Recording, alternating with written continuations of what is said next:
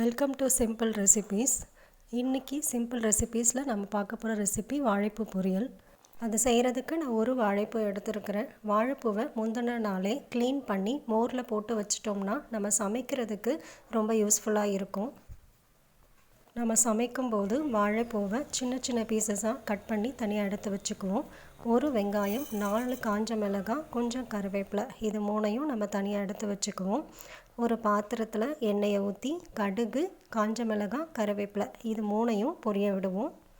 கடுகு, காஞ்ச மிளகாய் பொரிஞ்ச பிறகு வெட்டி வச்சுருந்த வெங்காயத்தை நம்ம சேர்த்து அதோடு கொஞ்சம் உப்பையும் சேர்த்து நம்ம வதக்கிக்குவோம்.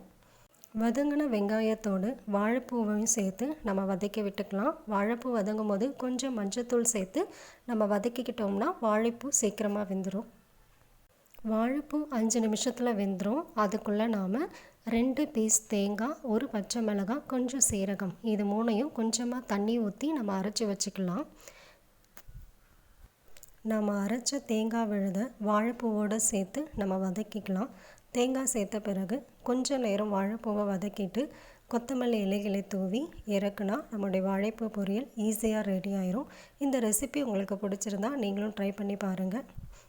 சிம்பிள் ரெசிபி சேனலை சப்ஸ்கிரைப் பண்ணுங்கள். தேங்க்யூ.